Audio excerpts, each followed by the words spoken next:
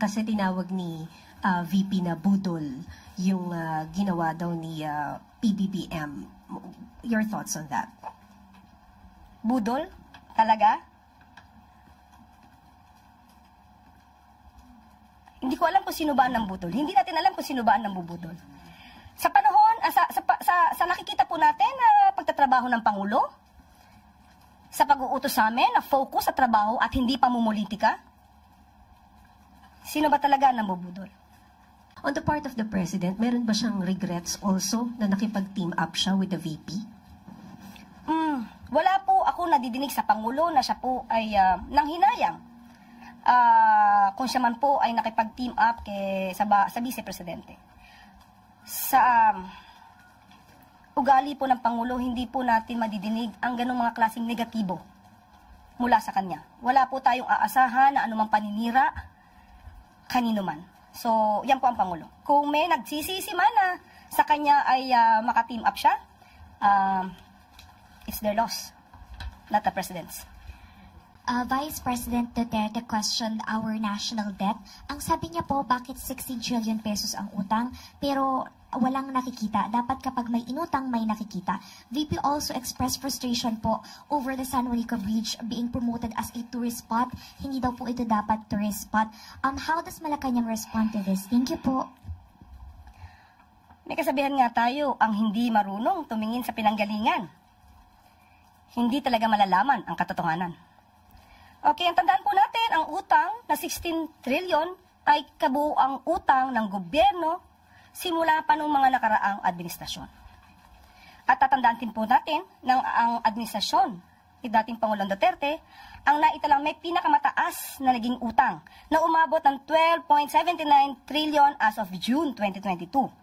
At solong utang po ng administrasyong Duterte ay umaabot po sa 6.84 trillion as of June 2022 at nagkaroon ng increase ng 115.1% sa pagkakautang. Sa ngayon po, pinipilit ng gobyerno ng ating pamahalaan na maiwasan po na mga pag-utang at ninanais din po ng Pangulo at hinihiling na palakasin pa po natin ang ating ekonomiya at of course, ang pagbabayad ng tamang buwis para po maiwasan na natin ang pag-utang ng malaki at although ang gusto ng Pangulo ay talagang paangatin po ang ekonomiya at tugunan ang lahat ng pangangailangan ng ating taong bayan. Sa totoo lang po, may mga krisis na nangyayari, hindi po maiiwasan ang kailangan nilang pondo. Ang sabi po ni Vice Presidente, hindi daw po niya nakikita. Sa kanyang talumpati sa Australia, binanggit niya po na mayroong balita patungkol sa magagandang nangyayari sa ekonomiya. Pero sabi niya, iyon ay sa papel lang. It means, inamin niya na mayroong papel, may resibo, may patunay na maganda at gumaganda ang ekonomiya. Hindi ito chismis. Hindi ito paninira lamang dahil may papel siyang inamin. Hindi ba niya po nakikita ang dulot na naibibigay, tulong ng Buka Centers, ang paglaki ng PhilHealth coverage, ang murang bigas, ang 3+1 promo ng LRT, MRT, ang fuel subsidies na ibibigay, at marami pang iba. Nakakalungkot po. Mahirap po talaga. Mahirap turuan ang walang alam at walang balak umalam. Mahirap din buksan ang mata ng bulag at nagbubulag-bulagan. In that same speech, she said she regrets teaming up with President Marcos in 2022. That's one. Two, she doesn't think the president will give anything substantial in his SONA. And last, while she has no ill feelings for the president, she has a problem with his performance, pointing out the lack of direction of the admin. Yun lang po. Thank you. Yun nga po, ulit-ulit ang kanyang issue. Wala na po yatang bago. Dati niya na pong sinabi yan, nagsisisi siya. Pero talaga po sigurong ganyan na mangyayari dahil ang Pangulo po, ang nais na mga makakasama niya sa kanyang administrasyon ay nagtatrabaho. Nagtatrabaho at mabilis umaksyon. So kung wala po nakikita ang Vice Presidente na maaaring gawin ng Pangulo, ganyan po talaga ang mangyayari kapag po hindi binubukas ang isipan at ang mata at ang puso para sa taong bayan.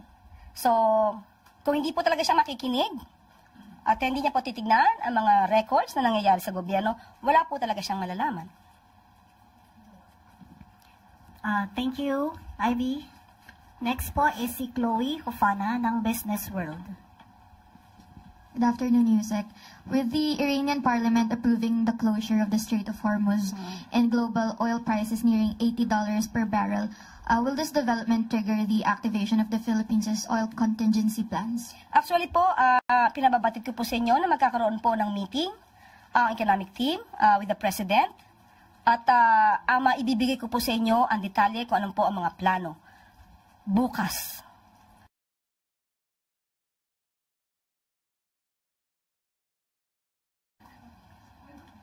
Bukas. Anong oras bukas, Yusek? Maaari ngayon, maaaring bukas, pero bukas ko po maibibigay sa inyo ang detalye. Pero nagpapatawag na po ang Pangulo ng meeting po. Follow-up question na lang, Yusek. How prepared is the Philippines for a potential energy crisis stemming from this situation, and when can we expect the release of official guidelines or response measures? Bukas po, maibibigay ko po sa inyo ang detalye, pero as of the moment, ang maibibigay po ng gobyerno ay ang fuel subsidy para sa ating mga tsuper, sa mga drivers po, para po maibsan naman ang kanilang alalahanin. At para na rin po ito sa mga commuters. Meron pong nakalaan na 2.3 billion, kung di po ako nagkakamali, 2 billion para po dito sa fuel subsidy na ibibigay para sa ating mga driver po. At ito na nga mga kababayan, no? Bumuelta, sumagot na itong Malacanang mga kababayan dito po sa mga banat din po ni BP Sara, no? Doon sa Australia kahapon, kung saan kanya pong binira itong utang mga kababayan ni Pangulong Marcos na wala namang project na nakikita, no? Walang flagship programs, no? Mga projects na nakikita ang taong bayan. At ito nga po mga kabayan, sumagot na itong si Yusek Castro, no, ng PCO. At sinabi niya mga kababayan, no, na si Pangulong Duterte daw ang may pinakamalaking utang mga kababayan, no, doon sa kanyang administrasyon, na kung saan umabot po ng 12.79 trillion ang utang ni Pangulong Duterte as of June 2022. At ang kanyang solong utang mga kababayan sa buong administrasyon niya ay umaabot ng 6.84 trillion pesos mga kababayan. At samantalang dito naman sa administrasyon ni Pangulong Marcos mga kababayan, dito sa kanyang 3 years sa kanyang panunungkulan, no, bilang Pangulo, ay meron na po siyang 3.96 trillion mga kababayan, no, na utang mga kababayan simula nung nag-assume siya ng kanyang presidency. At ito nga po yung banat ni BP Sara, wala nga pong project, kaya sinaway po siya mga kabayan, or binira po siya ni BP Sara. At ito namang pang panahon ni Pangulong Duterte na meron siyang 6.84 trillion na utang, no, sa kanyang admin, ay dahil doon sa kanyang flagship program, sa kanyang flagship projects na build mga kababayan, no, kung saan ang daming tulay at mga airports ang inayos at pinagawa mga kababayan, no. At bukod pa dyan ay nagka-pandemic pa mga kababayan, ng 2 taon mahigit, no, ang pandemic. At doon po ay kumuha ng budget para pang ayuda mga kababayan sa lahat ng mga Pilipinong apektado noong panahon ng pandemic noong 2020 mga kababayan. At ito nga po, pinagmalaki naman daw po mga kababayan, no, ni Yusek Claire Castro.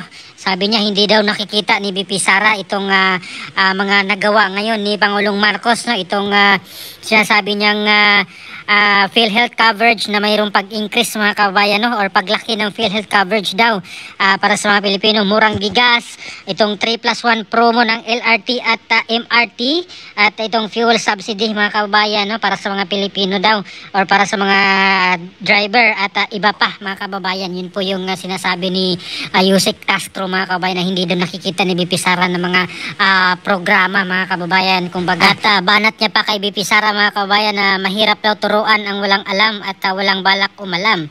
Mahirap daw buksan ang mata ng bulag at nagbubulag-bulagan.